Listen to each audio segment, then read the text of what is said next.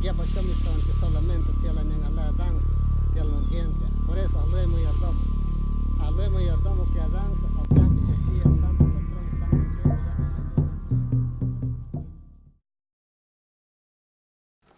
Bueno, pues buenos días. Nuevamente estamos aquí en esta serie de videos que estamos haciendo como parte de esta obra colectiva que hemos decidido un grupo de organizaciones sociales denominado Círculo de Organizaciones Aliadas en Chiapas, y que decidimos generar esta serie de videos, esta serie de programas de radio también, y al final es esta serie de artículos que compilarán una obra escrita que denominamos Deconstruyendo la sociedad civil en Chiapas, una lectura desde las organizaciones no gubernamentales. En esta ocasión tenemos el gran gusto de compartir el espacio con Claudia Castro. Bienvenida, Claudia. Gracias, Arturo, muchas gracias. Muchas gracias a ti por concedernos la entrevista. Ella colabora en un proyecto muy interesante que se llama La Casa de las Flores, del cual pues vamos a tener ocasión de platicar ampliamente, ¿no?, a lo largo de esta entrevista. Claudia, te cuento un poco la idea, ¿no?, que inspiró esta obra de las organizaciones y que tiene que ver porque frecuentemente, como tú lo decías ahorita antes de que empezáramos la entrevista, muchas de nuestras organizaciones mantenemos un bajo perfil, ¿no? Casi nunca damos a conocer nuestro trabajo, el tiempo del trabajo nos absorbe, sí, ¿no? Y sin embargo hay muchas buenas historias y hay muchas historias importantes que contar. Hay experiencias que sirven no solo a la sociedad de los Altos de Chiapas, ¿no?, sirven en general a las otras organizaciones sociales de México y del mundo, para que compartan a través de este esfuerzo, compartamos a través de este esfuerzo ideas, sueños, esperanzas. El motivo central de este esfuerzo es tratar de ponernos en contacto con otros, ¿no?, y de juntar nuestros corazones, de juntar nuestra palabra, nuestro pensamiento, con muchos otros que están haciendo esfuerzos similares. En sí nos propusimos hablar con 50 ONGs, ya vamos como las 20, ¿no? Y a nosotros que nos está tocando hacer el ejercicio de las entrevistas, pues nos está enriqueciendo mucho el conocer no solo la trayectoria de las instituciones, de las organizaciones, sino la trayectoria de las personas que la hacen. Por eso quisiera empezar, Claudia, preguntándote un poco acerca de ti, ¿no? Porque muchas veces hemos ido descubriendo que esta vocación de servicio, esta vocación de trabajo que se tiene en las ONGs viene desde quizás de nuestros primeros años, ¿no? Desde nuestra infancia, nuestra adolescencia. Ahí a lo mejor encontramos las semillas que se sembraron y que ahora pues se cosechan con el trabajo que hacemos. Cuéntanos un poco dónde naciste, cómo pasaste tu infancia.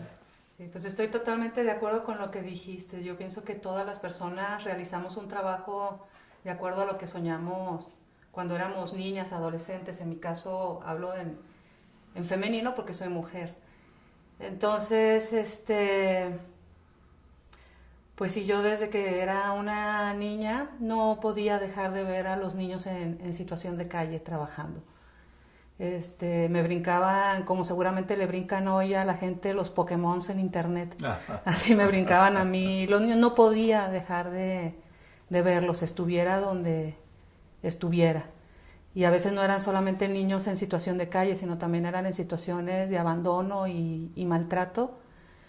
Entonces yo creo que eso me fue llevando poco a poco a lo que hago ahora, porque hacer lo que hago realmente requiere muchísima vocación, y pues mucha tenacidad y mucha constancia. Pues yo de niña nací en un clima desértico, así que por lo mismo soy bien perseverante. Nací y me crié en Chihuahua y pasé mucho tiempo en la Sierra de Chihuahua, donde son territorios bien difíciles en la cuestión geográfica y muy poco poblados. Pero también me crié en la ciudad de Chihuahua, que es un desierto, y me crié en Ciudad Juárez, que es una zona fronteriza. Entonces, de una familia muy grande, de 11 hijos, y de una familia muy trabajadora, muy trabajadora, también hecha de migrantes como casi todo el norte. Claro. Y yo creo que de ahí es donde saco mi tenacidad y mi capacidad de atravesar la adversidad, porque trabajar en San Cristóbal, que es una ciudad tan compleja, porque es turística y porque es paso de todo lo que viene del sur como todo lo que viene del norte, en un espacio bien reducido, con niños que trabajan en la calle en una ciudad turística, pues te hace que tienes que tener un temple bien fuerte para poder continuar el trabajo, pero tengo la gran fortuna de ser de las pocas personas que alcanzaron su sueño infantil. La mayoría tiene que tomar diferentes brechas o la vida los va llevando a diferentes opciones y yo me mantuve pues en alcanzar mi sueño, que era tener un refugio y un espacio para niños en situaciones vulnerables. Y cuéntanos un poco, ¿cómo era la vida en Chihuahua? A mí Chihuahua me impone mucho, es una ciudad, digamos, muy dinámica, ¿no? Pero también es una ciudad muy construida hacia el estilo de las ciudades del norte, ¿no? Sí. Donde si no tienes automóvil es muy difícil trasladarte, Sí. ¿no? Y sin embargo, en las veces que he tenido ocasión de ir a Chihuahua, me resulta muy sorprendente cómo se vive desde la ciudad la presencia de los pueblos originarios, la presencia de los rarámuris y cómo los ven, ¿no? Porque es como una especie de indicador para ellos de vida, ¿no? Para los habitantes de Chihuahua, es un indicador de calidad de vida. Cuando hay muchos rarámuris en la calle, ¿no? Decíamos, Claudia, un poco que daba la impresión, según los propios habitantes de la ciudad, que la presencia de rarámuris en la ciudad obedecía un poco a la condición económica o a la condición social que se vivía en la sierra. Es decir, que te encontrabas una gran cantidad de rarámuris en la ciudad cuando había crisis económica, y cuando las cosas más o menos estaban bien no te los encontrabas. Te pregunto esto, ¿cómo enfrentaste tú desde la ciudad, ¿no?, el encuentro cultural con los pueblos originarios de allá? ¿Cómo lo viste, cómo lo leíste en ese momento, cómo lo lees ahora, ¿no? Al paso del tiempo, esa condición que se tiene muy particular en ese estado de relación entre los chavochis, ¿no? Y los rarámuris. Sí, pues mira, yo creo que esta pregunta te la puedo contestar, creo que bien, con un ejemplo que me pasó. Yo creo que la mejor manera de conocerse a uno mismo como cultura es cuando te ves otras culturas y puedes regresar y verte desde fuera. Yo ya tenía muchos años viviendo en Chiapas y trabajando con poblaciones indígenas y con infancia indígena, sobre todo guatemalteca, que estaban como refugiados, o en la zona de las Margaritas con mujeres tojolabales. Y ahí pasé mis primeros años como haciendo trabajo social. Y regreso a Chihuahua muchos años después y estoy prácticamente de turista en el centro histórico de ahora de Chihuahua, y veo en primera página en un periódico, ahí donde están los lustradores de calzado. Y a primera plana una fotografía grande que decía que la fotografía era un rarámuri con un celular. Y para empezar, tú y yo estamos usando la palabra rarámuri, no tarahumara, que es despectivo y que todo el mundo los conoce por tarahumaras. Es muy poco a la gente que los conoce como rarámuris. Y decía en letras negras grandes, hasta los rarámuris usan celular. Entonces te quedas y dices, ¡ay, qué barbaridad! Hasta. Noticia a primera plana. Fotografía de casi un cuarto y diciendo hasta los tarahumaras usan celular. Yo creo que eso lo dice absolutamente todo. Y cuando empezaste a viajar a la sierra, ¿no? Porque efectivamente el contraste ambiental es enorme, ¿no? Sí. O sea, de Chiapas a Chihuahua, pues vas de un ambiente siempre verde a un semidesierto, Sí, totalmente. inhóspito a veces, Sí. ¿no? Sin embargo, en la cultura del desierto hay una serie de cosas que son clave para la sobrevivencia, ¿no? Por ejemplo, el saber administrar el agua. En general, todos los recursos se administran de una manera muy distinta a como se administran acá, ¿no? Pero de pronto entras hacia el camino a Krill y a Huachochi y te impactan los árboles, ¿no? Sí. Te impactan los pinos, la magnitud de la sierra. Y también empiezas a ver esta organización territorial muy sui generis, ¿no? Donde un pueblito está y luego el siguiente está como a 50 kilómetros, ¿no? Sí. Donde parece que el espacio está vacío, ¿no? O muy aislado. Pero cuéntanos, ¿cómo fue tu encuentro con la sierra? Pues es que yo creo que no hay tanto como encuentro, es que nací y crecí en la Sierra de Chihuahua, en una zona, no nací ahí, pero mi familia por parte de mi mamá sí era de la sierra, de la parte más al norte, que ahora se conoce, la parte más cercana se conoce como La Mesa, fue muy sonada por algún tiempo, por varios, claro. en la historia ha sido, Madera ha sido muy nombrada a lo largo de la historia. Bueno, ahí cerquita de ahí está un lugar que se llama La Mesa del Huracán. Yo no he vuelto, ahí dejé mi infancia y mi hermano, que sí volvió, me dijo que no regresara porque iba a encontrarme con un cadáver, que los bosques estaban desforestados, entonces que mejor guardar el recuerdo que tengo de haber crecido ahí.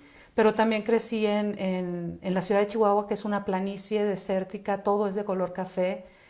Las tormentas que hay son de arena. Sí. Y la sierra es el otro contraste, es lo que tú dices, son unos cañones impactantes. Para quien no los ha visto, no hay palabras que puedan explicar. Los cañones de la sierra de Chihuahua, ni el silencio, ni los vacíos, porque casi no hay gente. Entonces, para la gente que viene de ciudades muy pobladas, pues es muy impactante, puede ser muy existencialista, muy profundo el shock con el silencio, claro, ¿no? Y con el paso del tiempo, porque los cañones te indican, pues, cuántos siglos y siglos han pasado por la tierra para que eso fuera un mar y ahora sea un cañón. Y pues el encuentro con el mundo rarámuri para mí era muy ajeno, porque yo vivía, cuando estábamos en la sierra, era una casa, era una cuadra con 7, 8 casas, donde la mayoría eran familiares, o tíos lejanos, o primos lejanos, o gente que trabajaba en el mundo de la madera o en la minería. Entonces, la familia de mi mamá migra a la ciudad por el frío, porque las carreteras se cerraban por las nevadas de más de 1 metro. Entonces, si necesitabas un hospital, quedaba muy lejos para llevar a tus hijos al hospital. O la educación, o muchas cosas bien prácticas, como pasa en todos lados. O sea, te vas a la ciudad porque el pueblo no tiene nada que darte. A los hijos, que es lo que a la mayoría de las mujeres nos preocupa más, el bienestar de nuestra familia y que tengan todo. Y la Sierra de Chihuahua, pues es un lugar hermoso, pero muy aislado. Y las condiciones de vida de las niñas, de los niños, en la ciudad y en la sierra, estas condiciones difíciles, ¿no? de acceso a educación, a salud, después visualizar la condición fronteriza, ¿no? Que también implica mucha movilidad de gente, llega y se va, poco arraigo, todas estas condiciones. ¿Cómo se sembraron en ti para que decidieras trabajar con la infancia? Pues yo creo que, mira, todo lo que has dicho describiendo una ciudad fronteriza lo estás describiendo como es la vida en San Cristóbal. Muy poco arraigo, cuánta gente, cuánta población flotante hay aquí. Yo creo que ser mujer y ser niña, haber crecido como niña en una población tan clasista y tan conservadora como Chihuahua fue muy difícil. Es decir, como niña siempre crecí con el sentimiento de exclusión y de injusto. Y creo que eso me lo llevé hasta ahora. Y por eso trabajo con población fronteriza, culturalmente hablando, con una población que se siente muy excluida, muy invisibilizada.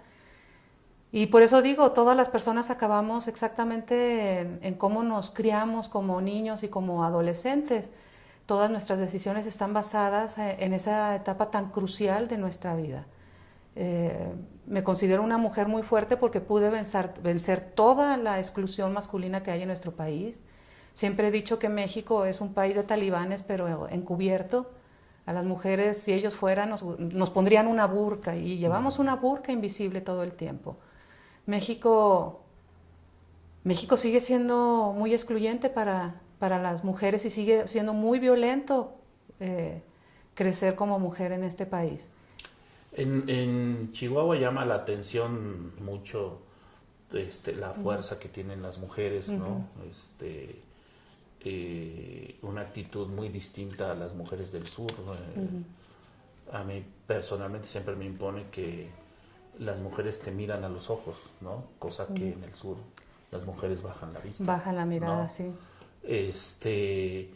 Y eso aparenta, como dijera Marcela Lagarde, un velo de igualdad, ¿no? Que hay más condiciones de igualdad en el norte, en el sur, pero desafortunadamente esta cuestión de inequidad y esta jerarquía masculina pues se refleja en la región con muchos feminicidios, Sí. una violencia excesiva hacia las mujeres, ¿no? Aparentemente hay ciertas condiciones de igualdad, pero cuando quitamos el velo, ¿no? Está una violencia muy atroz, ¿no? Sí. E incluso a mí me llamó mucho la atención celebrada, ¿no? Un poco en términos de los hombres, ¿no? Con una serie de violencias verbales Sí. y de historias muy terribles, ¿no? Sí, y que además esperan que nosotras las mujeres nos quedemos calladas y celebremos las bromas Claro. machistas y violentas. Claro. Y si no lo hacemos nos llaman guerrilleras, como en mi Claro. caso, ¿no? O Claro. revolucionarias o socialistas, comunistas. Solamente, o sea, me han dicho una cantidad de adjetivos desde marimacha hasta comunista. Claro. Y todo lo que hay en medio y lo que yo siempre he cuestionado. Digo, ¿qué bueno, por ejemplo, un castigo que me pusieron cuando era niña, que le dije a mi profesor que quería jugar fútbol y me dijo que para que se me quitara lo marimacha me iba a sentar enfrente de las canchas de fútbol en pleno desierto de Chihuahua, iba a escarbar un hoyo como era el castigo de los hombres, para que supiera cuáles eran los castigos de los hombres por romper las reglas, ya que yo era muy marimacha. Y era hacer un hoyo de 1,5 metros con una varilla de concreto en el desierto viendo al fútbol. Y obviamente no lo hice. Lo que hice fue sentarme en medio porque no tenía otra opción más que quedarme ahí. Y me evadí y me fui a mi mundo de ensoñación y empecé siempre, cuando había estos castigos, siempre pensaba, ¿cómo haría yo las cosas si tuviera la oportunidad de hacerlas diferentes? ¿Y cómo es que empezaste a hacerlas diferentes, no? Pues porque, sí. digamos, tener la resiliencia para reponerse de esa violencia sistémica Sí. es muy fuerte, ¿no? Sí, es muy fuerte, es muy fuerte. ¿Cómo le hiciste? Cuéntanos un poco, Claudia. cuando pasó ya tu formación ya de juventud, y luego cuando decides venirte para Chiapas, ¿no? Sí. Bueno, para Chiapas, bueno, seguí siendo muy fuerte porque, te digo, fui muy... O sea, lo que te decían en cuestiones negativas cuando eras niña, que eras muy terca, yo lo que digo ahora, pues es que era muy perseverante. Claro. Y lo fui, o sea, yo siempre quise hacer un refugio para niños que se sintieran y niñas que se sintieran en situación vulnerable. Y eso es lo que hago. Tenemos un refugio, una casa de contención para niños y jóvenes que están en situación de calle o de abandono. ¿Y cómo lo fui superando? Pues seguí viajando como mujer en México y seguí enfrentándome a todos los machismos habidos y por haber y toda la violencia que te puedas imaginar.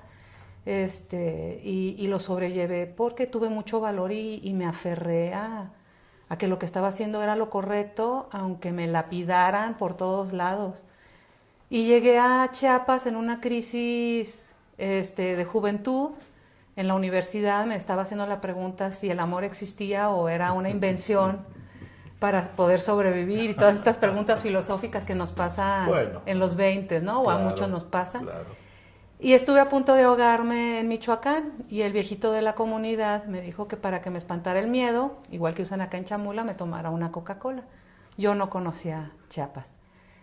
Y ya pues me tomé la Coca-Cola, nada más él y yo estábamos despiertos y le pregunté que si él con 80 años creía que el amor existía. Y me contó una historia de vida hermosísima que no la voy a contar, pero salió de su puerto, de su comunidad pesquera, y acabó en Chiapas cuidando las maquinarias para construir la carretera Agua Azul-Palenque. Entonces estábamos hablando que todo aquello era brecha y en resumen toda la historia magiquísima que me cuenta, porque es muy mágica, está llena de seres míticos y mil cosas, mil aventuras que vivió, pues me dieron ganas de conocer Chiapas y ver qué era lo que él había visto. Y agarré el camión, tenía dinero, estaba de vacaciones, me subí al camión y me vine para Chiapas a ver qué era lo que había visto él. Y me desperté en Tuxtla y dije, no, Dios mío, no puedo hacer esto, lo que él vio.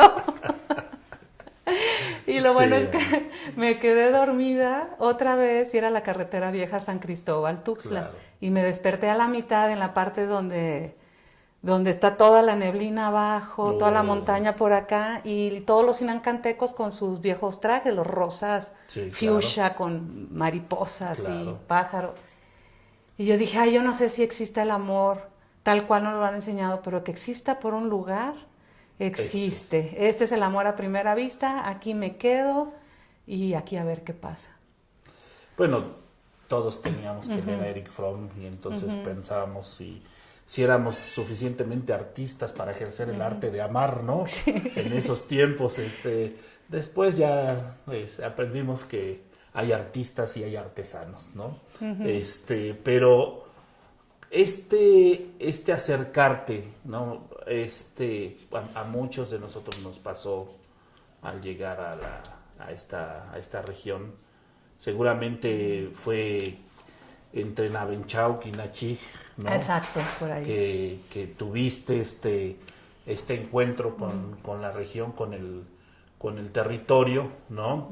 Definitivamente enamora, ¿no? Sí, y me recordó mi propia tierra, me recordó la sierra de Chihuahua, un lugar al que yo no había vuelto y me habían aconsejado no volver. Claro. Entonces fue volver a mi infancia, volver a mis propios territorios visuales, los cañones, los pinos, las rocas, el mundo indígena pero diferente, la comunidad con sus ovejitas, sus casas de madera, la humedad.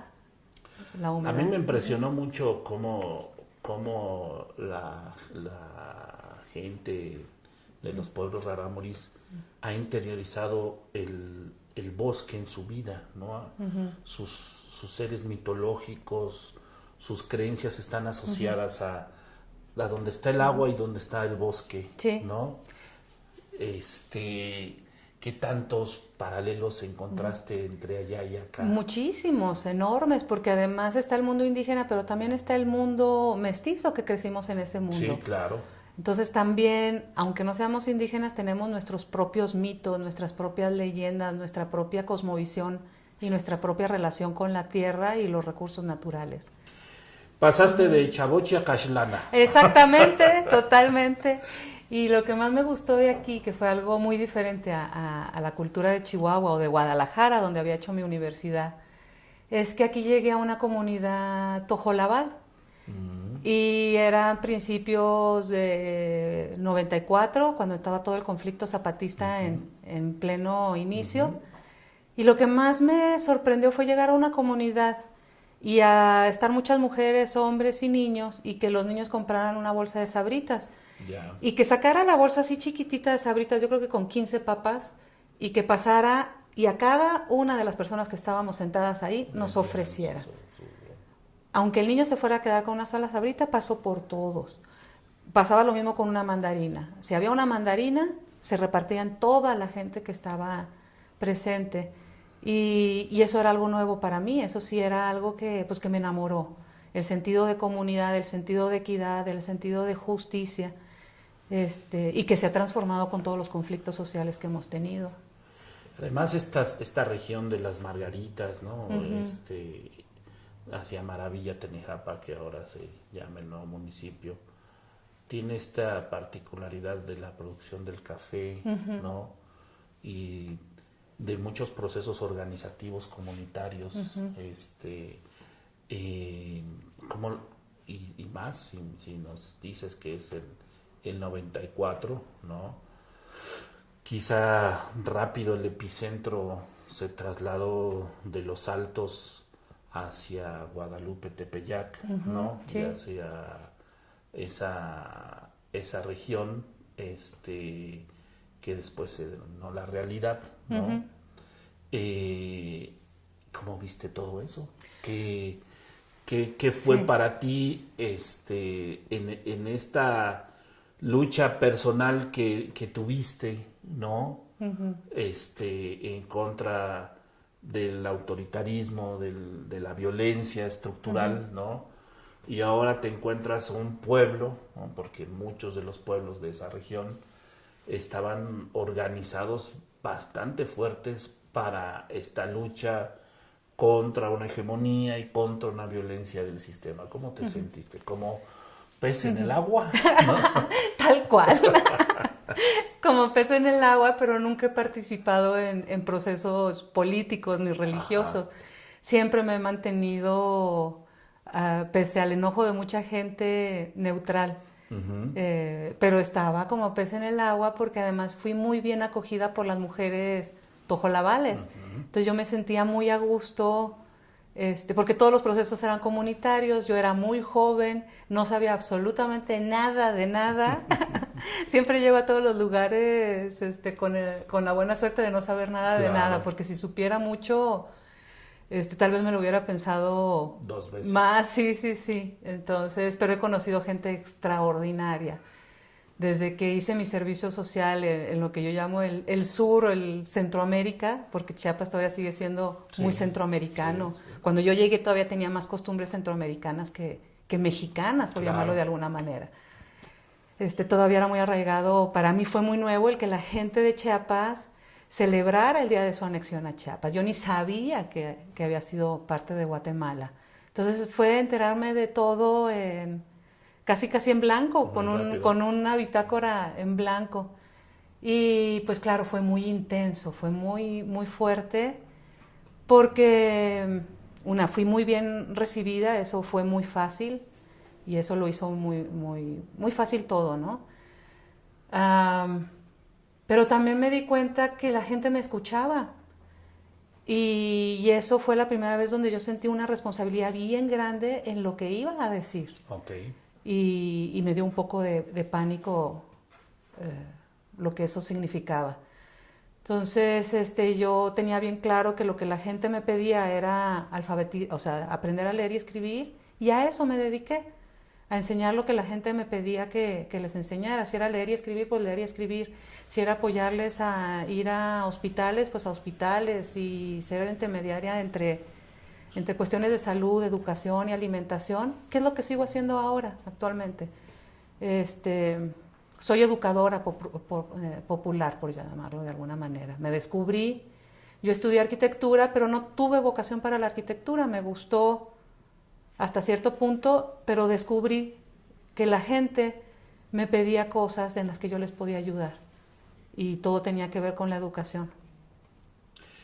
Esa zona, la zona Tojolabal, tiene mucho contacto evidentemente con Guatemala, ¿no? Y todavía en esos años estaba por resolverse, que digamos es un tema que no se resuelve, pero por resolverse, el tema de la repatriación de los refugiados, ¿no? El cierre de los campamentos y un montón de historias, ¿no? En donde el retorno, así como el éxodo fue muy doloroso, para muchas comunidades también el retorno fue muy complejo. Muy traumático también, porque había niños que ya habían nacido y crecido aquí como mexicanos y sus papás querían volver a Guatemala. Y muchos papás regresaron y niños se quedaron aquí, niños adolescentes. Yo creo que nos tocó una época histórica bien compleja, bien interesante, que todavía no se resuelve del todo. Yo creo que va a llevar más generaciones, porque era la época en la que El Salvador estaba firmando acuerdos de paz, Guatemala estaba todavía en conflicto, todavía había muchos refugiados guatemaltecos en México, todavía había mucha intromisión de los ejércitos para recibir. Era una situación bien compleja. Guatemala se acercaba a la firma de los acuerdos, pero todavía lo dudaba. Chiapas revienta con el 94. Realmente Centroamérica seguía convulsionando como lo sigue actualmente, tal vez no tan impactante como esa época, porque eran épocas de guerras y las guerras siempre son muy fuertes. Pero como que cambia la guerra, ¿no? Cambia la guerra, cambia la estrategia. Por desgracia, toda la guerra también tiene su propia evolución. Sí. Antes los mismos reyes practicaban la guerra y se iban al frente de su ejército. Ahora están acobardados detrás de toda una población que ni siquiera sabe por qué pelea. Ahí cuando estaba esa época, digamos, es como si es el cierre de un ciclo, ¿no? Sí. Porque había ejércitos o movimientos guerrilleros formalmente establecidos, sí, claramente declarados en guerra, ¿no? Contra el gobierno y el ejército del país sí, en cuestión. Pero empieza a cerrarse ese ciclo, en algunos casos con los acuerdos de paz, en otros casos siempre inacabados y siempre difíciles de llevar a cabo, pero empieza también a sucederse como nunca el fenómeno de la migración, sí, ¿no? Y la zona empieza a ser muy porosa en ese sentido, hay sí, pasos por todos lados, sí, ¿no? Y en ese fenómeno que empieza a darse en esos años, viene la violencia, pero también la violencia de la migración, y esa trae 2 o 3 temas que a lo mejor también pueden ser definitivos en después el trabajo que logras fraguar, que tienen que ver con todo la trata de personas, ¿no? Híjole, sí. Y luego el tema de los niños migrantes. Digamos, ese fenómeno sí se agudiza más ya en el pleno siglo XX, ¿no? De hecho, pues en años pasados hace hasta una crisis muy significativa, sí, ¿no? Sí, es que el tema migratorio yo creo que siempre va a ser bien polémico, siempre va a ser polémico. Pero la naturaleza humana es migrar. Los seres humanos hemos migrado desde que existimos en el planeta Tierra. Entonces, sí, más bien se vuelve un problema político el tema de la migración. Y al principio, cuando yo abrí la Casa de las Flores, era muy frustrante ver la migración, sobre todo sabiendo todos los peligros que iban a pasar esos niños, principalmente hombres, al llegar desde San Cristóbal hasta Estados Unidos, hasta su destino final. Y pues sabiendo que tienen que pasar por todo el centro norte del país y que en todas partes van a tener que dejar cuotas que se van a tener que enfrentar a un montón de territorios. Claro. Pues siempre me preocupaba muchísimo hasta que me di cuenta que no era un problema que estaba en mi capacidad frenar y cambiar. Ahí fue donde tuve que limitar mi esfuerzo emocional, mi frustración, a no poder evitar algo que cada vez es más y más y más, y que afortunadamente ya empieza a tener más visibilidad.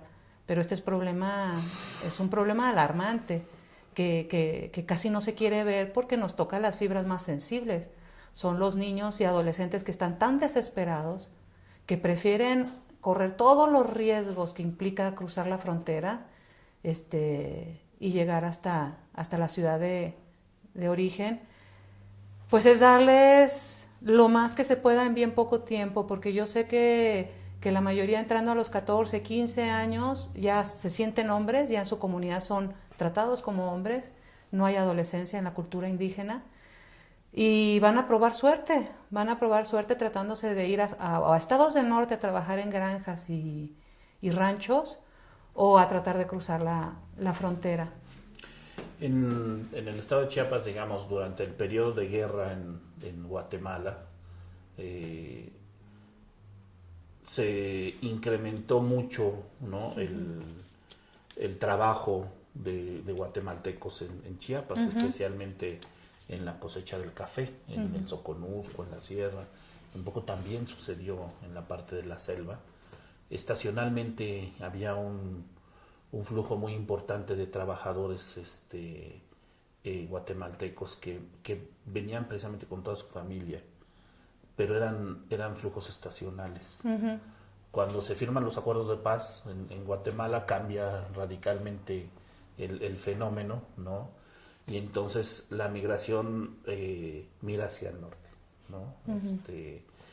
En el caso de Guatemala, pues muchos de los grupos paramilitares, de los propios grupos militares que estaban en control del territorio o en la disputa con el control del territorio con los movimientos insurgentes, se volvieron grupos delictivos, empezó una gran violencia.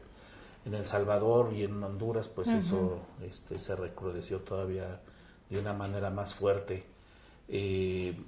Esta violencia aparentemente impulsa, ¿no? una mayor migración hacia el norte, pero coincide con una época de crecimiento económico de los Estados Unidos también, ¿no? Que atrae a migrantes hasta que deciden, ¿no?, cerrar la frontera, hacer toda la estrategia de control fronterizo, y con los acuerdos que se toman con los gobiernos panistas, ¿no?, trasladan la frontera sur de los Estados Unidos a Chiapas, ¿no? Y entonces el control de los migrantes se hace aquí, y entonces el esfuerzo que a lo largo de la ruta de migrantes se tenía que hacer para establecer casas de apoyo a los migrantes, y que en el norte era un trabajo muy significativo, también empieza a aparecer en el sur, ¿no? A lo largo de toda la ruta del tren, ¿no? Pero en todas las ciudades fronterizas de Chiapas, ¿no?, hay un montón de esfuerzos muy importantes de grupos, ¿no?, que tratan de apoyar y asistir a los migrantes. ¿Cómo ves tú este movimiento, y exactamente como dices, cómo este movimiento de tantas personas ha contribuido a hacer más visible esta terrible condición de los migrantes? Sí, pues yo creo que es un tema súper complejo y difícil de resolver. Lo que sí me queda bien claro es que se necesitan más espacios que acojan a los migrantes y que les den apoyo en el transcurso, en el tránsito de llegar de un punto a otro. Es extremadamente importante y necesario, y quienes lo realizan, yo la verdad todo mi respeto, o sea, no tengo otra cosa que decirles más que no sé cómo lo hacen, pero que lo sigan haciendo. Sí, claro. Porque es bien necesario. Claro, y como tú dices, en otros temas, ¿no?, pero muchas veces arriesgan la vida, ¿no? Sí. Porque se enfrentan a al crimen organizado Sí. más poderoso a veces. Sí, es que nadie ve el otro mercado. Claro. Todo mundo se centra al mercado de las drogas. Claro. Y es el traficar con seres humanos es un negocio muy lucrativo, Terrible. extremadamente lucrativo, y pasa delante de las narices de todo claro. el mundo. Claro. O sea, es un negocio tan grande y tan bien organizado que por eso existe. Ahora cuéntanos, vamos a pasar, Claudia, que nos cuentes un poco más de la casa, ¿no? La Casa de las Flores. La Casa de las Flores. ¿No? Sí. Cuéntanos, ¿por qué la Casa de las Flores? Bueno, ¿Qué ese nombre? ¿por qué ese nombre? Ese nombre surge por un grupo de niñas. Tuve la gran suerte de conocer a nuestro cofundador, que es de la Ciudad de México, y yo estaba en un periodo de tiempo de no hacer nada. Había estado trabajando yo trabajaba como maestra formal y estaba en un periodo de descanso porque traía ya una fatiga extrema. Uh-huh. Y estaba en el momento de preguntarme, ¿y ahora qué hago con mi vida? La crisis también de las mujeres después de que nuestros hijos dejan de ser chiquitos. Y quería volver a lo que yo hacía antes, toda la educación popular, y que había dejado de hacer. Entonces, conocí a José, le presenté me dijo, preséntame una propuesta, que sea de 2 cuartillas, se la presenté. Lo bueno es que ya tenía tantos años, desde los 6 años soñándola, Claro. que fue fácil ponerla en 2 cuartillas. Y me dijo, bueno, yo te apoyo si en 15 días consigues una casa en el centro histórico de San Cristóbal. Vale. Y por tanto dinero, que era bien poquito. Entonces la conseguí en 5 días, una ruina de casa, pero a 2 cuadras de los andadores turísticos, porque hay que estar cerca de donde están los niños trabajando. Y había un grupo de niñas donde yo las había conocido en un comedor para niños en situación de calle, niños trabajadores. Yo les apoyaba un par de horas y ahí había conocido a este grupo de niñas con las que hice mucho clic. Y me seguían para todas partes y les dije que estaba esta casa, que estaba esta oportunidad de tener nuestra propia casa, tal y cual. Y fuimos a ver la casa y me dijeron, ¿y cómo la vas a llamar? Y les dije, bueno, pues escójanlo ustedes, escojan el nombre ustedes de cómo quieren que se llame. Y ahí estuvieron las 5 niñas discutiendo en Xochil y hablaban y subían y yo les describía los espacios para que iban a servir. Y ya cuando salimos de la casa, íbamos en el andador turístico, nunca lo voy a olvidar, enfrente del Teatro Cebadúa, dijeron, ya sabemos cómo se va a llamar. Se va a llamar la Casa de las Flores. Y dije, pues tal cual, la Casa de las Flores. Y así se llama desde entonces. Cuéntanos un poco, ¿cuál es el trabajo que se hace en la Casa de las Flores? La Casa de las Flores es una casa de día, solo trabajamos de lunes a viernes, de 9:30 a 2:30, en el trabajo de abrir la casa. Por las tardes nos dedicamos más a otras actividades más relacionadas al trabajo en la calle, ¿no? Se podría decir en pocas palabras que somos una casa de contención. Recibimos a todos los niños, niñas que quieran llegar, se pasan de voz a voz, dónde está la casa. Lo que ofrecemos es un espacio seguro donde los niños y las niñas puedan ir a descansar.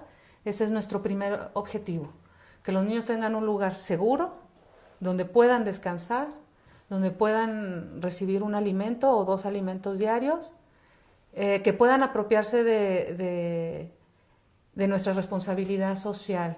Entonces tienen que asumir el cuidado de la casa. Uh-huh. Todos tienen una comisión para cuidar la casa. Y estudiamos, pero los principales derechos que propiciamos son el derecho al descanso, el derecho al juego, el derecho a la alimentación y el derecho a la educación. Es una situación muy compleja porque nos llegan niños y niñas y jóvenes de todas las edades, desde chiquititos de 5 años hasta jóvenes de 25, 26 años que usaron la Casa de las Flores, pero que siguen llegándonos a visitar con sus hijos ahora, porque aquí pues el tener hijos esa edad es muy tempranas. Uh-huh. Y cuéntanos un poco cómo hacen, ¿por qué de descanso? De descanso porque son niños que trabajan hasta 14 horas diarias en condiciones bien adversas. San Cristóbal es una ciudad donde llueve o llovía mucho, donde hace frío o donde el sol quema horrible, porque es montaña, entonces aquí la radiación solar es muy alta. ¿Por qué de descanso? Porque muchos de estos niños viven en las colonias de las orillas y tienen que caminar hasta 1 hora para llegar al centro histórico cargando cajas o los bultos de sus productos que van a vender, que son muy pesados. Empiezan su jornada, salen de su casa a partir de las 6, 7 de la mañana para llegar 8, 9 a San Cristóbal, dependiendo lo que también tengan que hacer en sus casas de trabajo. Y aquí trabajan hasta las 9, 10 de la noche y ya se regresan caminando a sus casas, esté lloviendo, haga frío, hayan tenido ventas, no hayan tenido ventas. Es un trabajo extenuante. Agotador. Pasan mucha sed. Una vez hicimos una pregunta de qué creían ellos que era paz y una niña respondió tomar un vaso con agua. De ese tamaño está la concepción de paz, ¿no? Hay niños que hemos tenido que llevar al hospital de las culturas con ataques ya de inanición y eso es terrible. Yo jamás me imaginé, o sea, muchas veces leí pobreza extrema y muchas veces leí muerte por hambruna, pero jamás me imaginé que fuera una muerte tan dolorosa. Hasta que no lo ves, sientes el escalofrío de algo que no sale en el texto que tú puedes leer, ¿no? Entonces somos una casa que es multifuncional, tenemos que servir para 1000 cosas. Yo hago la analogía de que es la sala de emergencia social. Estamos trabajando como en los hospitales, en las salas de emergencias, pero sin recursos. Somos apenas 4 educadoras para hacer un trabajo bien intenso. Por eso no tenemos mucho tiempo para la vinculación o para participar en otras organizaciones para incidir en las políticas públicas, en ese sentido, ¿no? Más bien trabajamos como casa de contención. Recibimos a los niños en esos horarios. Ellos saben que a esas horas estamos abiertas y que podemos resolver N número de situaciones extrañas. Todos los días son diferentes. ¿Cómo involucran entonces la parte lúdica, la parte del juego, ¿no? Me imagino que hay una parte muy fuerte de tensión y de estrés en los niños y niñas.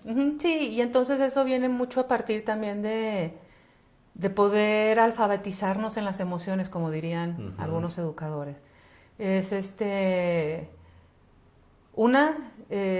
Tenemos 2 reglas para todos los que lleguen, porque tenemos mucho movimiento, es una casa de migrantes, sí, claro. Pero locales, del punto de origen. Entonces tenemos las reglas básicas de que solo tenemos que respetar 2 reglas. Respeto absoluto a las mujeres, porque venimos de una cultura muy machista. Entonces, respeto absoluto a las mujeres en cuestiones de lenguaje, aproximación, todo. Y no nos drogamos, no se drogan dentro de la Casa de las Flores. Nadie se puede meter ni cigarros, ni alcohol, ni ningún tipo de drogas, pero sí aceptamos que los niños lleguen drogados, porque hay muchos niños que tienen que sobrevivir su crisis emocional o de frío inhalando tiner, por ejemplo. Y a partir de ahí es agarrar confianza poco a poco, porque hay reglas básicas, no se puede destruir nada y si lo destruyo lo tengo que componer. Tengo que dejar las cosas mejor de como las encontré. Y así, afortunadamente, como ya tenemos 7 años, ya los mismos niños les enseñan a los nuevos a cómo está la cosa. Siempre mantenemos un grupo reducido, porque somos poquitas y porque son muy volátiles. Los niños pueden llegar a ser muy volátiles, son un termómetro de la calle. Si la calle y el estado de Chiapas está muy activo en cuestiones de conflictos sociales, en la Casa de las Flores los sentimos como un mes antes de que explote algo. Y eso hay que estarlo conteniendo y tratando de redirigir emocionalmente. Emocionalmente todos tenemos que asumir la responsabilidad de cómo está el funcionamiento dentro de la casa. Si hay mucho conflicto dentro de la casa, todos tenemos que analizar qué es lo que estamos permitiendo que pase para que las cosas suban, el termómetro suba. Entonces, ¿cómo operamos? dentro de todo este caos, como en las salas de emergencias, parece que hay un caos, pero hay una muy buena coordinación y todos los miembros saben qué hacer y cómo actuar. Entonces, la primera hora damos una bebida calientita, como atol de avena, porque va a nutrir, va a dar calorcito y nos va a dar para empezar el día. Después todos tienen que hacer una comisión para la limpieza de la casa y el orden de la casa. Y ya después, una hora de estudio. Tenemos 3 educadoras que se centran a diferentes áreas de estudio o diferentes grupos, porque nunca sabemos quiénes van a venir. Y entonces hacemos trueque, 1 hora de estudio por comida. Entonces tienen que estudiar 1 hora para recibir la comida más sustanciosa. Ya cuando acabaron de estudiar, tenemos desde el vivero, comercio justo con nuestro bazar, alfabetización, aritmética básica, ciencias, experimentos.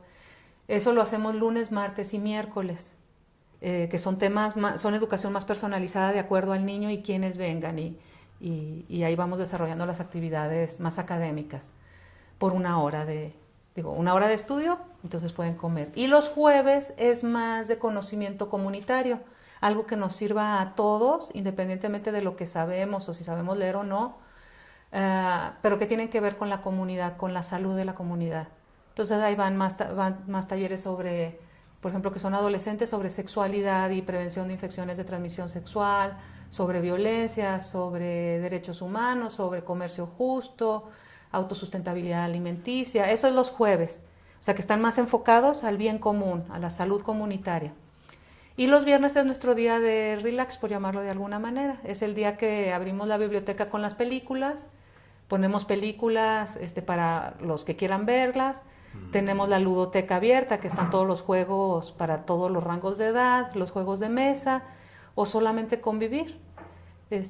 Siempre convivimos, todos los días convivimos, pero eso es después de la comida.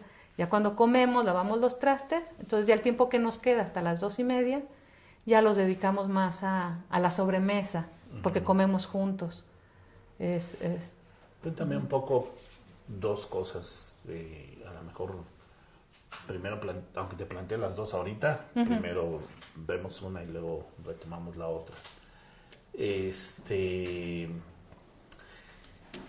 ¿De dónde vienen estos niños? ¿Vienen de las comunidades que están en los municipios cercanos?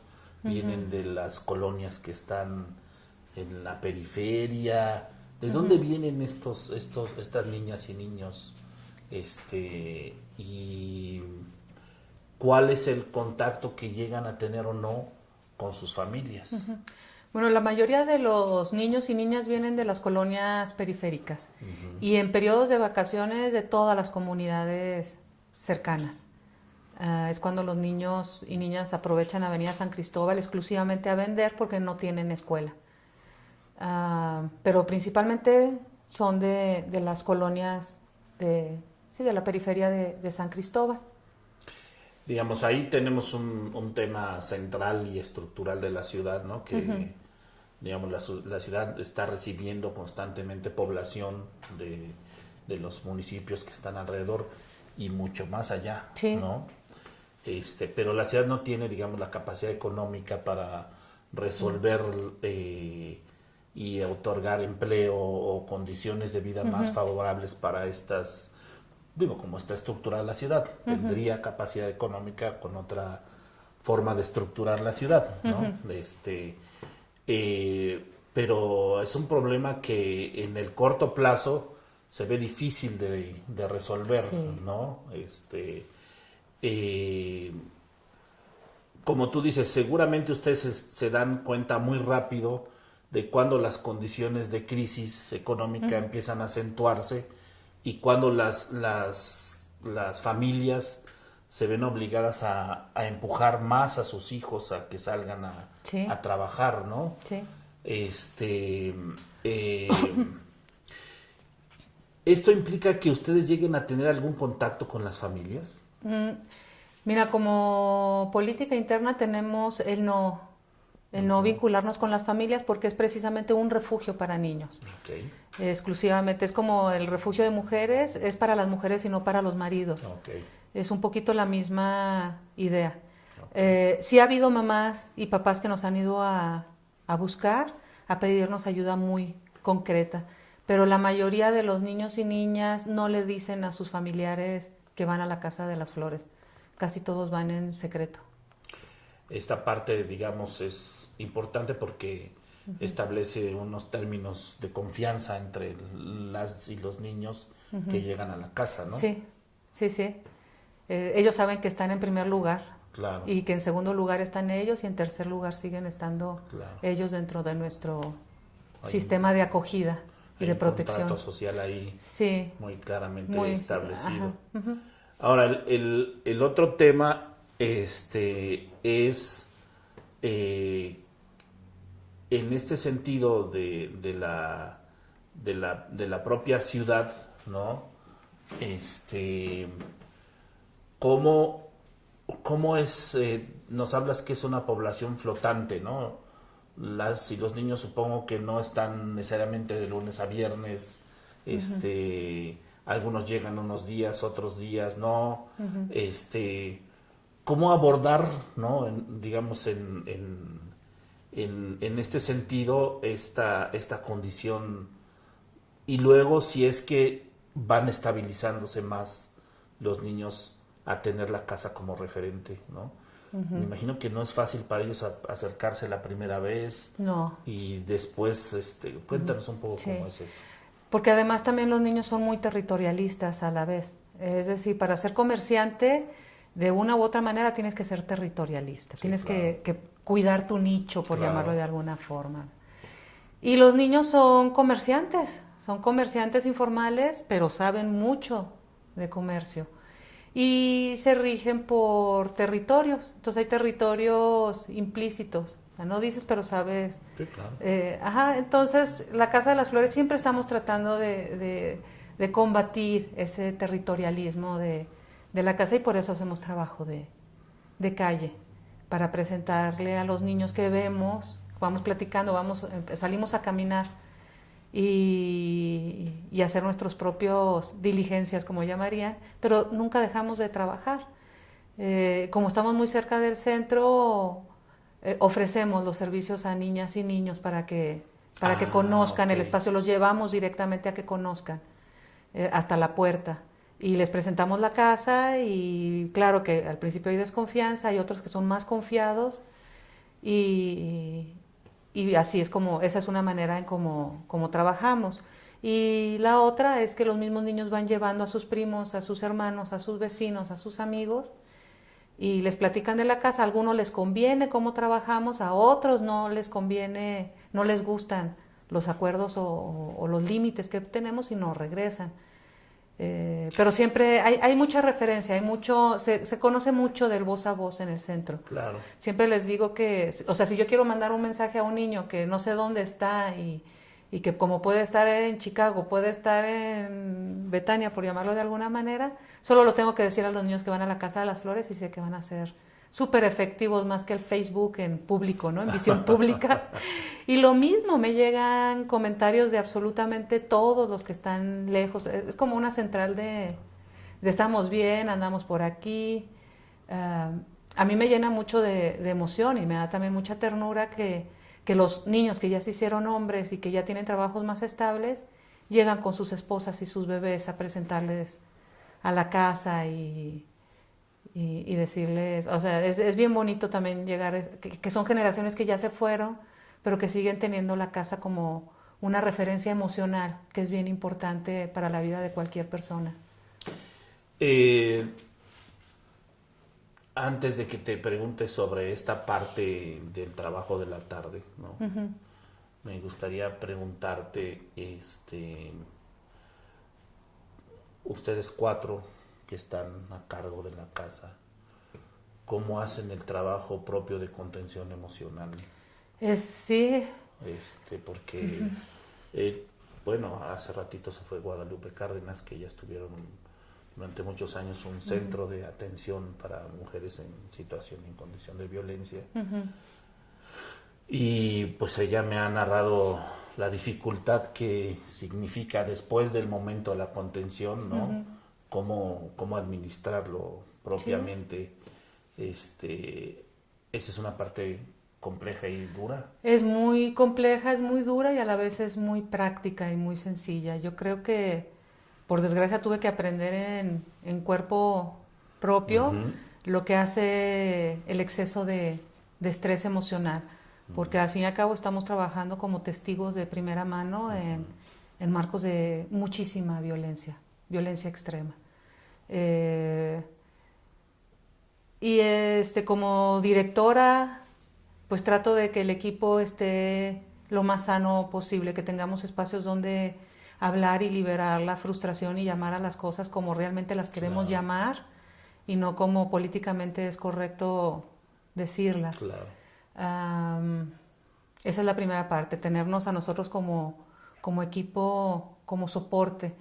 Al principio la Casa de las Flores pues es una organización muy joven, tiene apenas 7 años y los primeros años pues estaba prácticamente yo sola y sí es muy fuerte no poder tener una otra persona con quien ser cómplice de lo que estás presenciando, alguien que también vea lo que tú estás viendo, sienta lo que tú estás sintiendo. Eso es bien difícil porque además es la confidencialidad. Para que sea una casa segura es porque los niños saben que guardamos confidencialidad en lo que sea. Y a partir de que podemos ser ahora un equipo más grande, sí es una gran diferencia tener más personas con quien compartir pues los sinsabores, porque esto antes de mejorar va a empeorar y va a seguir empeorando la cosa en México. Eso está bien claro, lo vemos en todo. Ahorita es visible, ahorita lo vemos en todas partes, ya no hay quien lo frene. Y esto antes de mejorar va a empeorar. Y es bien duro verlo con los niños que están en situación de calle porque son víctimas de una violencia social, institucional, sistemática, todas las violencias que se te ocurran. Y es muy duro, son temas que seguimos tratando, damos un buen programa de vacaciones para que todas podamos estar cargando pilas cada tanto tiempo. Si alguien está muy tronada y necesita permiso, se ausenta los días que se tenga que ausentar y el resto del equipo apuntala. Esa es la diferencia entre hacer tu propia estructura laboral a partir de la propia experiencia como ser humano, como trabajadora que he sido, tanto de forma libre como bajo contratos. Entonces yo creo que me ha permitido, creo yo, eso habría que preguntárselas al equipo completo, es que los permisos ahí están. Cuando alguien necesita descansar y alejarse y tomar distancia, solo necesita pedirlo, porque es muy duro, es una realidad muy difícil. Cuéntanos un poco cómo es este trabajo Yo tengo la hipótesis de que los niños en condición de calle, obviamente, al habitar casi todo el día el espacio público, ¿no? Les cuesta mucho trabajo refugiarse en el espacio privado. Sí, totalmente. ¿No? Sí. Y cuéntame un poco cómo...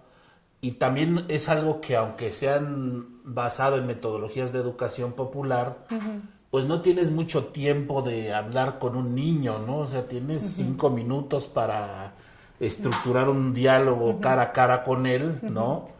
Y ya después, si acepta un poco ir a la casa, me imagino que entonces ya puedes aplicar otras herramientas, pero en la calle, ¿no?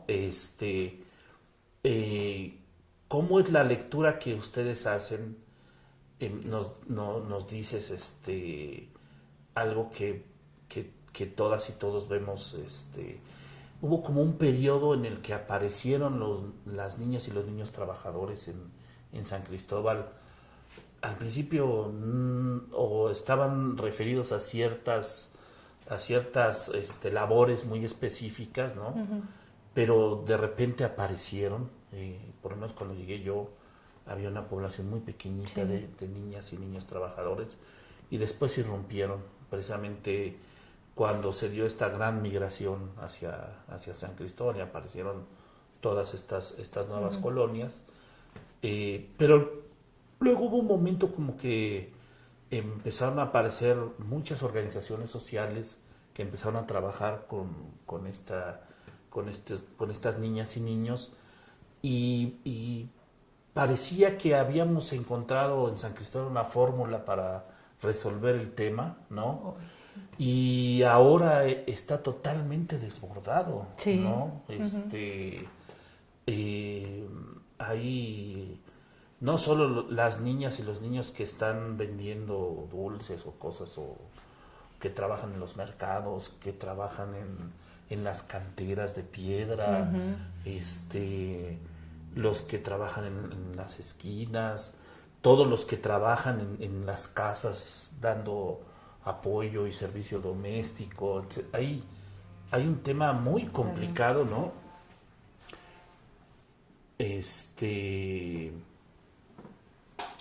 Y como tú dices, va en crecimiento. ¿Cómo lo notan ustedes esto cuando salen a las tardes en la calle? ¿Cómo ha incrementado en estos 7 años, ¿no? Y claro, desde que tú llegaste acá, ¿cómo ves este proceso? Sí, mira, yo las cifras exactas no las manejo, pero sí salta, o sea, sale a simple vista. Cada vez son más niños en situaciones más extremas y te das lo fácil que sería robarte o llevarte a un niño, porque así como les decimos de la forma más fácil cómo llegar a la Casa de las Flores y te siguen sin mucha dificultad, hay muchos niños porque hay mucha pobreza extrema. Muchos de estos niños tienen que salir a buscar la comida para toda la familia. Muchas mujeres están solas, han sido abandonadas por los hombres, o porque han muerto por alcoholismo, o se fueron, o están en prisión. Hay un montón de historias muy difíciles atrás de cada niño, pero ciertamente me queda claro que se necesitan muchísimas casas de contención, más de una. Es abrumador el número y cómo se incrementa cada año. Cada año parece haber más. ¿Cómo crees tú que en esta ciudad, ¿no? Se da la condición de las niñas y los niños por, digamos, de manera diferenciada, que están en la calle o que viven en condición de calle? Cuéntanos un poco si hay diferencias, ¿no?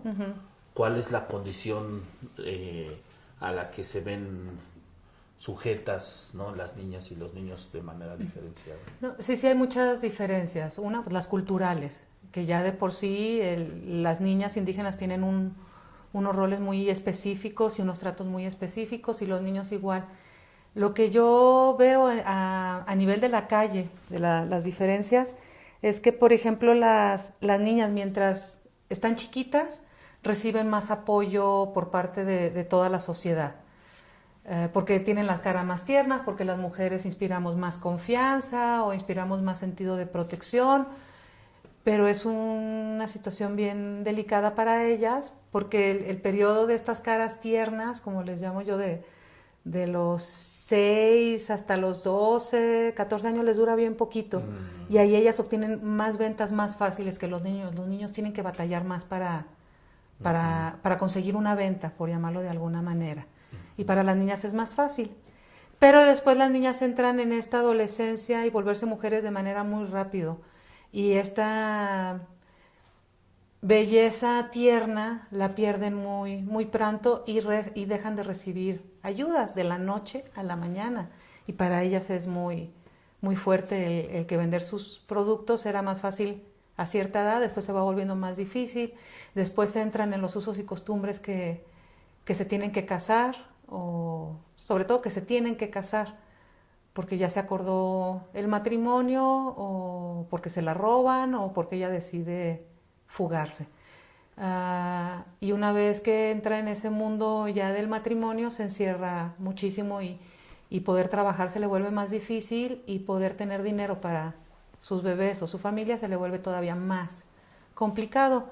Y los niños los pasa lo mismo, tienen este periodo de caras tiernas en las que les ayuda mucho la sociedad, los turistas les dan dinero o les compran sus productos, pero después llegan en la adolescencia donde se transforman y empiezan a inspirar más desconfianza por el puro hecho de ser adolescentes, y más si son indígenas y además son morenos, y si además trabajan en la calle, es muy complicado para ellos también vender sus productos o sus servicios. Es bien difícil, la tienen bien difícil. Y digamos, ¿ustedes realizan algún tipo de actividad especial para el trabajo que hacen con las niñas que con los niños? Perdón, déjame apagar esta alarma que no la logré apagar ahorita. Perdón, ¿me repites la pregunta? Sí. ¿Tienen algún tipo de trabajo especial de atención a niñas diferenciado de niños en la casa o es por igual? Es por igual. Los talleres de educación sexual sí los vemos por diferente, porque a los hombres les da vergüenza y a las mujeres también les da vergüenza. Entonces, por respetar eso y para que puedan poner más atención, lo hacemos de forma separada, más los que tienen que ver con, como te digo, con talleres de educación sexual. ¿En proporción en la casa se reciben más niñas que niños o más niños? No, es más niños que niñas. Okay. Y ahí tiene mucho que ver que las niñas están más controladas que los niños, muchísimo más controladas. En una familia rural, ¿no? Es el trabajo infantil es parte de la formación, ¿no? Tanto para niñas como para niños. Es parte de la formación en género, pero también de la división del trabajo y de la sobrevivencia de la propia familia. Los roles están muy claramente establecidos. Cuando estas familias vienen del ámbito rural y se instalan en el ámbito urbano, como que esta condición no cambia, ¿no? Y hay una parte, además de la condición de pobreza, hay una parte intrínseca también de que niñas y niños tienen que contribuir al sostenimiento de la familia, como se hace en el medio rural. Pero no reciben niñas y niños digamos, que no tengan este origen rural. Sí, algunos sí vienen de este origen rural, y aún los que viven en las colonias del norte, sus mamás y papás todavía fueron formados en esta... No, me refiero a niños que estén formados ya en la vida completamente urbana. Urbana. ¿No? Y que este paradigma del trabajar, ¿no? No sea visto como desde otra lógica, ¿no? Como si una necesidad, si una obligación, como una incompatibilidad, ¿no? ¿Llegan de este tipo de niños?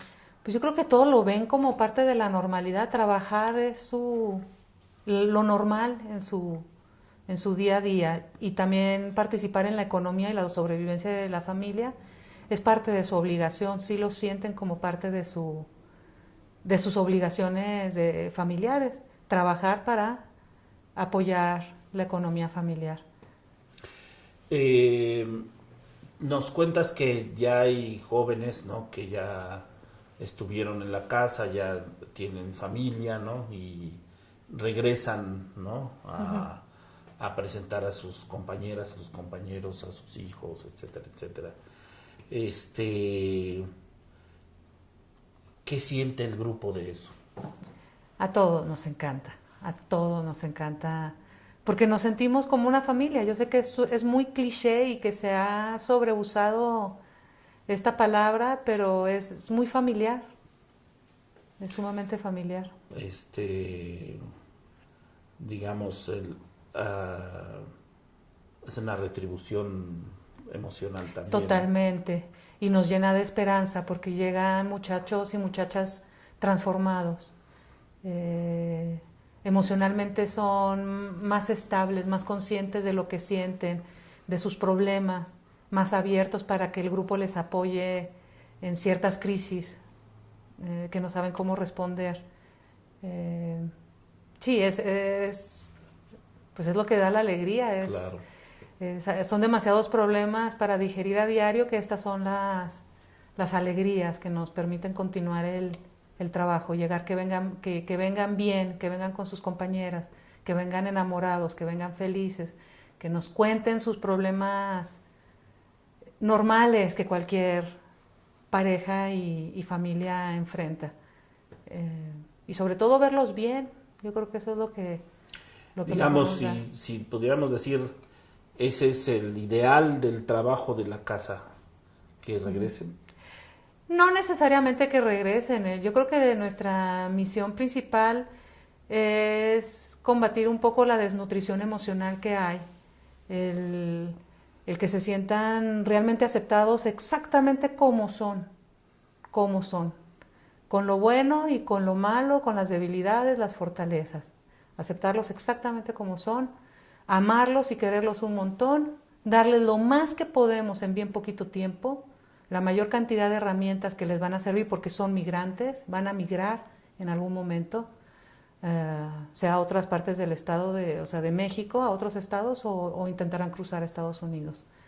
Entonces tenemos mucha conciencia de que en bien poco tiempo les tenemos que dar la mayor cantidad de información posible que les va a servir y llenarlos de esperanza de que no se den por vencidos y de que sean bien inteligentes a la hora de tomar sus decisiones, que sepan que si les van a afectar negativamente a sus seres queridos y a la sociedad, entonces que lo piensen 2 o 3 veces antes de... Yo creo que eso es lo que tratamos de hacer, de que puedan tomar decisiones más en calma, menos desde la desesperación y más buscando el bien común, porque está difícil. En esta analogía que haces de que la casa es como una especie de sala de urgencias, ¿no? ¿Cómo esperas que salgan de la sala de urgencias? Vivos y sanos. ¿Y qué esperarías que fuera como el siguiente escalón para que a veces pues uno llega a urgencias por accidentes, ¿no? Uh-huh. Pero también a veces llega uno a la urgencia por acumulación de cosas, ¿no? Uh-huh. ¿Cómo esperas tú que salgan y que evolucionen, si esta palabra cabe, ¿no? Se transformen su vida, para que no volvieran a pisar, ¿no? En las condiciones de emergencia, la sala. Sí. Pues que salgan esperanzados, porque yo creo que eso es lo que mejor pronóstico te da, tener esperanza. Y la otra, que salgan lo suficientemente fuertes para evitar las situaciones que los llevaron a la sala de emergencias, a la crisis. Sé que es muy complicado porque estamos hablando de situaciones extremas que se están viviendo actualmente y la mayoría están muy desesperados. Y la desesperación puede ser la peor consejera a la hora de tomar decisiones. Entonces yo creo que es eso, tratar de enseñarles de que se tomen un tiempo para la reflexión antes de dar el siguiente paso y que piensen en la salud. O sea, por eso ponemos mucha énfasis en los talleres que hagamos, sean los de lunes a miércoles o los del jueves, es que todos somos responsables en construir comunidades más sanas. Y nuestra comunidad inmediata en ese lugar sería la Casa de las Flores, el otro sería sus familias, el otro sería la calle, pero la cosa es asumir esa responsabilidad que tenemos para estar bien y para que nuestra comunidad esté bien. Yo sé, Claudia, que este trabajo pues de tiempo completo, sí, ¿no? Y que les demanda seguramente estar en las noches incluso pensando y viendo y valorando, ¿no? ¿Han pensado o les da tiempo para vincularse con otras organizaciones que trabajan el tema, con otras organizaciones que a lo mejor podrían hacerse cargo de los que salen de la casa, de la sala de urgencias? ¿Lo han pensado, no lo han pensado? ¿Cómo les ha ido en esa trama? Sí, claro que sí lo hemos pensado y mucho. Tenemos poco tiempo, pero sí tratamos de buscar la vinculación con otras organizaciones. La mayoría de las veces nos buscan porque tenemos tan poca falta de tiempo y otras veces sí los buscamos, pero definitivamente Por ejemplo, trabajamos enviando mucho, lo más que podemos, a niños a Suecún, a los talleres de capacitación que ellos tienen, que tienen otras cosas pues que ofertan de aprendizajes. Cuando tenemos necesidad médica, pues venimos a Esquipulas. O sea, sí tratamos de buscar la mayor vinculación que podemos y que está a nuestro alcance, pero nos hace falta muchísimo más. Eso lo sabemos. Y digamos, ¿cómo se soporta económicamente la casa? Híjole, casi por milagro. Porque pues buscamos la autosustentabilidad. Y eso es bien difícil, sobre todo porque es una casa y funge como una casa de familia, tal cual. Entonces recibimos apoyo de José, que es cofundador, de Amigos de San Cristóbal, también nos apoya un poco, nos apoyan Bob Lipman, que es de Estados Unidos, que nos apoya también con estamos hablando de los apoyos a salarios, sobre todo, porque las educadoras, claro, pues, todas tenemos familias que mantener. Entonces, la comida nos llega de Canadá, un apoyo anual, nunca nos alcanza para el año, pero ahí vamos. Tenemos nuestro propio bazar que nos ayuda a los gastos cotidianos, que son, por decir, de caja chica, ¿no? Claro. Y pues siempre estamos luchando por ver quién nos apoya en lo que un día logremos ser autosustentables en toda la forma, porque la visión a futuro es que logremos tener una granja urbana y un rancho ya más lejos para vender productos y servicios educativos y poder mantener a la Casa de las Flores y mantener la granja. Digamos, habrá que también aprovechar la cercanía al centro, ¿no? Efectivamente, sí. Entonces ese es nuestro sueño a futuro, poder tener un espacio lo suficientemente grande para que sea una granja urbana y entonces sí seamos una casa de contención de 24 horas. Pero para eso necesitamos más apoyo, porque ya hablar de la noche estamos hablando de situaciones más críticas y más complejas y para las que necesitamos un personal realmente muy, muy preparado en toda esa contención nocturna. Claudia, cuéntame un poco, ya lo has empezado a dibujar, pero ¿cómo ves el futuro de este maravilloso proyecto que tienes? El futuro, pues te digo, yo sigo teniendo muchísima esperanza, que si fue un proyecto que le tomó gestarse casi 40 años, creo que tiene mucho futuro. Creo que pronto nos va a llegar apoyo. Yo creo mucho en los golpes de buena suerte, yo creo mucho en los golpes de buena suerte. Y sé que en algún momento nos va a llegar el apoyo necesario para tener esta granja. Así es como lo veo y así lo quiero ver y a eso me aferro. Bueno, continuamos con esta muy agradable charla que hemos tenido con Claudia de la Casa de las Flores. Quisiera, Claudia, para ir cerrando la entrevista, preguntarte un par de cosas más. La primera, te decía, ¿no? ¿Cómo ves en el futuro o la proyección hacia el futuro de cómo la sociedad de San Cristóbal, la sociedad nacional e internacional está mirando hacia este tipo de iniciativas como la que ustedes tienen? ¿Ves que está creciendo el apoyo? ¿Ves que se está limitando el apoyo?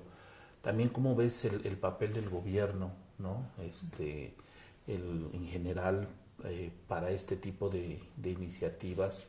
Como te decía, yo tengo una cierta idea, pero me gustaría escuchar tu punto de vista. Sí, bueno, por lo que dices, a mí me gustaría que un día, porque ya tengo demasiados, yo creo que ya décadas, por desgracia, esperando que llegue el momento en que sea el turno para los niños, las niñas y los adolescentes trabajadores. Al parecer siempre sigue habiendo otros temas de mayor interés global, tanto estatal como nacional como internacional, que las mujeres, que los aspectos culturales, que la paz, que el medio ambiente, que el mundo gay. O sea, por lo visto todas las banderas salen. Y la sociedad es muy activa en todas las banderas que van saliendo cada año. Pero todavía no llega el de los niños y las niñas y adolescentes trabajadores. Sigue siendo un momento el año pasado como que medio se quiso vislumbrar que esto se ponía dentro de las modas de apoyos sociales. Pero como que nada más fue un conato de querer ayudar. Yo sigo esperando, te digo, que llegue a ser un tema central en las mesas de discusión de muchos grupos, de muchas organizaciones, tanto ONGs como de gobierno, como de la sociedad común y corriente, que un día los niños y niñas que trabajan dejen de ser tan invisibilizados o tan polarizadas las posturas de cómo debemos abordar estos problemas que afectan a los niños en situación de calle. Dicen por ahí que quizá como ninguna otra generación precedente, en esta generación las y los niños tienen un poder muy importante para transformar a sus padres. Porque quizá los padres de ahora no somos o no son tan rígidos como lo fueron en el pasado. Somos más permisivos, ¿no? Sí. Y la opinión de nuestras hijas o nuestros hijos es muy importante para nosotros. Si se sabe cómo trabajar con inteligencia este proceso, con las niñas y los niños, con los adolescentes y los jóvenes, pueden influir positivamente en una transformación de la sociedad. Sí, y yo creo que eso es a lo que le apostamos, de que trabajamos con niños y niñas que se van a convertir en hombres y mujeres y van a hacer las cosas diferentes a como les tocó a ellos y que tienen mucha influencia sobre sus mamás y sus papás. Esta sociedad, digamos, como se conoce, esta sociedad mexicana, que es una sociedad sumisa y subordinada, ¿no? Especialmente al poder, ¿no? Donde el poder político, el poder económico, donde se vive poco esta noción del derecho, ¿no? Esta noción del derecho ciudadano, el derecho de las niñas y los niños a una vida digna. ¿Tú cómo ves esta condición también se está transformando o seguimos un poco como siempre? No, yo sí lo veo, yo veo mucha esperanza. Yo, por ejemplo, a los niños y niñas que llegan allá a la Casa de las Flores, una es que todos tienen acceso al internet, entonces también tienen más elementos para debatir o para saber o para que se les abra el mundo en muchas direcciones. Y eso, quieras o no, transforma, o sea, la comunicación, el acceso a la comunicación que tenemos o a la información que tenemos es muchísimo mayor a la que tenían otras generaciones. Claro. Independientemente si están en la calle o están en hogares protegidos, tienen el mismo acceso. Claudia, algo que no te haya preguntado, que no hayamos encontrado en esta charla y que quisieras compartirnos y que creas que es importante compartir en este espacio. Bueno, pues me has preguntado absolutamente de todo. Yo creo que a mí lo que a mí me gustaría decir es que sí, como sociedad necesitamos ser más activos para los niños y niñas que trabajan. Yo creo que una de las situaciones más tristes que vivimos aquí en San Cristóbal, y todos ustedes, estoy 100% segura, lo han visto, es el trabajo nocturno infantil. Es una ciudad que necesita regular, o sea, no en lo demás, porque los niños necesitan trabajar, pero necesitan trabajar de día. Claro. No necesitan trabajar de noche. La noche en San Cristóbal es extremadamente peligrosa para los niños. Entonces yo sí diría que la Casa de las Flores está en contra del trabajo nocturno infantil, porque los pone todavía en mayor riesgo y todas las personas que utilizamos los antros de esta ciudad tenemos que ser responsables en lo que estamos viendo. ¿A cuántos niños y niñas se les deja entrar a los antros de esta ciudad sin que se les pida un permiso?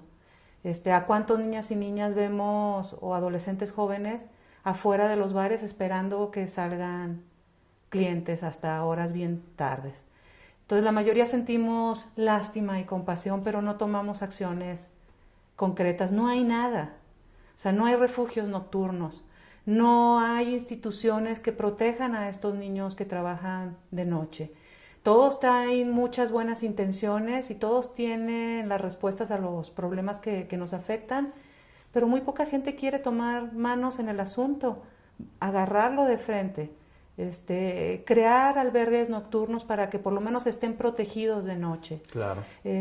Poner centros de alimentación porque los niños literalmente se están muriendo de hambre.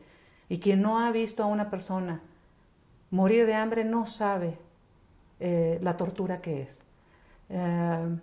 Creo que todos vemos y nos enternecemos por la cultura indígena y la idealizamos como si fuera un cuento mítico, lleno de realismo mágico y de cosas fantásticas, pero no. O sea, San Cristóbal es un pueblo mágico para un sector muy reducido de la sociedad. De ahí está lleno de demonios y los niños enfrentan un montón de depredadores que nosotros como adultos, sin importar en qué organización estemos, si pertenecemos a ONGs o no pertenecemos a ninguna ONG, al gobierno, sin importar nada. Yo creo que necesitamos ser más responsables de los niños que están trabajando en todo nuestro país. Creo que es algo que nos debería de dar mucha vergüenza como adultos, que este número haya ido en aumento cada año más apabullante que el otro. Bueno, déjame decirte que agradezco mucho tu plática, ¿no? Es que ha sido un placer conocerte, que me da mucho gusto que mantengas tu acento norteño. Ay, ¿no? Eso no me di cuenta. Bueno, un poco como a todos nos pasa, chiapaneca un poco, ¿no? Sí, sí, sí. Nuestro acento, pero también que tengas tan interiorizada, tu raíz, ¿no? Y la fortaleza que te dio esa raíz serrana y árida, ¿no? De donde vienes. Siempre es un gusto escuchar a alguien que pudo cumplir su sueño, ¿no? Y más cuando este sueño tiene que ver con apoyar a los otros. Yo quiero decirte que sí habrá que trabajar mucho en esto que mencionas. Habrá que ver la manera de que en este municipio el territorio que significa el espacio público no permita el trabajo infantil en las noches. Hay que hacer y empezar a decidir acciones en ese sentido. Y muchas de esas acciones pues las tienen que hacer precisamente quienes gozan de los privilegios de la ciudad mágica. Uh-huh.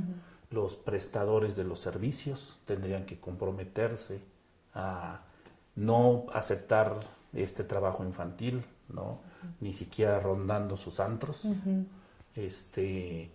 Pero también quienes son o somos consumidores de este sistema de servicios en la ciudad, deberíamos contribuir primero que nadie a que esta condición se termine, ¿no? Por las implicaciones que ya nos mencionas que tienes. Pues yo deseo que la Casa de las Flores siempre florezca. Uh-huh.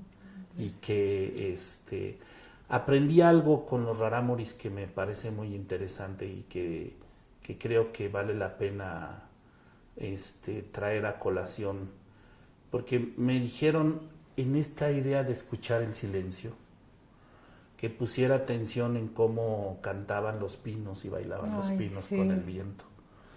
Y yo cuando me lo dijeron dije, bueno, esta gente que le pasa, ¿no? Sí. Se pasan, ¿no? Y estaba en Huachochi precisamente, ¿no? En un hotel muy bonito, campestre, lleno de pinos. Y me dijeron, en la tarde vaya a ver cómo cantan y bailan los pinos. y fue sorprendente, ¿no? La paz, ¿no? Y la tranquilidad que eso genera, ¿no? Espero que realmente puedan construir la granja urbana que tienen en mente. Bueno, para cerrar, Claudia, cuando imaginamos un poco esta serie, tratamos de retomar una idea de un geógrafo británico, David Harvey, que hablaba un poco de que todos los esfuerzos antisistémicos, ¿no? Todos los espacios donde de alguna manera se lucha contra la violencia sistémica, él los denominó espacios de esperanza, ¿no? Entonces, por eso hace algunos años empezamos un programa de radio que se llama Espacios de Esperanza, y la idea es esta igual, ¿no? Transmitir las experiencias de las organizaciones sociales y tratar de compartir esta esperanza, ¿no? Decimos no esta esperanza esperanzadora de que el futuro va a ser mejor siempre, sino esta esperanza fundamentada precisamente en lo que tú dices, ¿no? En que el trabajo que se está haciendo va a tener sus frutos en el futuro. Nos gustaría que pudiéramos cerrar la entrevista, si nos haces favor de compartir, de enviar un mensaje de esperanza a otras organizaciones como ustedes, a otras casas como ustedes, ¿no? Para que no se sientan solos en su trabajo, ¿no? Y que sientan esta cercanía y esta solidaridad, ¿no? Del trabajo que se hace, y más del trabajo que hacen organizaciones como ustedes. Así que te invito a que des tu mensaje de esperanza. Sí. Ay, pues muchísimas gracias. Pues lo que yo le puedo recomendar a otras organizaciones, o lo que puedo tratar de transmitirles en nombre de toda la Casa de las Flores, es que no desistan, es que insistan y sean tan creativos como sean necesarios, que se ajusten y se adapten al cambio, y que nunca digan que no se puede, que no hay. Siempre hay, y siempre hay algo por qué agradecer, aunque estemos viviendo el mismito infierno. Siempre hay algo bueno que agradecer diariamente, siempre. O sea, estamos vivos, podemos respirar y nuestro cerebro sigue siendo capaz de pensar, y ya eso es razón suficiente para seguir trabajando por tener presentes mejores, y las generaciones futuras lo tengan más fácil que nosotras y nosotros. Pues muchas gracias, Claudia. Pues de fue una nada, experiencia gracias. fantástica esta entrevista contigo. Agradecemos aquí al espacio del Museo Xtatic Samuel este privilegio que nos dan de tener estas sesiones aquí, en este espacio con tanta historia y tanto significado y tanto contenido para todas y todos. Agradecemos a los compañeros de Promedios su excelente trabajo para la realización de estos videos. A Paola, que anda por allá, que es la que organiza todos los contactos, pero sobre todo muchas gracias a ti, Claudia. Y felicidades por el trabajo que hacen. De verdad que recibe de todos nosotros un abrazo muy cariñoso y muy solidario, ¿no? Y les podamos transmitir la fuerza y el cariño para que sigan adelante. Pues muchísimas gracias, y más bien todo lo contrario, gracias por invitarnos y por ayudarnos a hacer visible lo que está tan invisible en nuestra ciudad. Es más bien al revés, la gratitud. Bueno, pues muchas gracias y hasta la próxima.